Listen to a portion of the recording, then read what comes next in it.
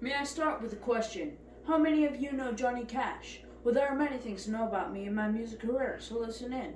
I was born February 26, 1932. We worked out in the fields picking cotton day after day. When I was 13, I joined the Air Force. I was the first one to pick up the death of Stalin. 4 years later, I was honorably discharged. I found my first wife, Vivian, and moved to Memphis with her. My brother Roy introduced me to Luther Perkins and Marshall Grant. They would become my backup singers at the Tennessee 2. While I was in Memphis, they introduced me to Phillips, whom I sang Hey Porter to. Phillips liked it just enough to tell me to write a sad song with it. I went home and wrote the lyrics to Cry, Cry, Cry in 15 minutes. In 1955, that song made number 14 on the Billboard charts, thanks to my new track, made by Sun Records. Just 1 year later, in 1956, my song I Walk the Line made number 1 on the country music charts. This had become a rare crossover hit with the country and pop fans. I was famous because of my music career, so I ended up in a couple of movies.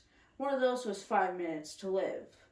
My divorce with Vivian was finalized in 1966, which was a low point in my life. I started abusing drugs until I met June Carter.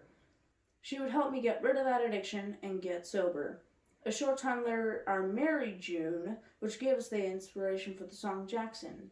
In 1968, I made my debut with my new track, Johnny Cash at Folsom Prison. This was the same year I married June and I won 2 Grammys. In 1992, I was inducted into the Rock and Roll Hall of Fame. Big achievement, especially after having a double bypass at the heart. 1 year later, before my death, in 2002, I released my last track, American 4, The Man Comes Around. So what did you think of my story? I hope you liked it. Make sure to check out June Carter Cash. Thanks for listening. Have a good day.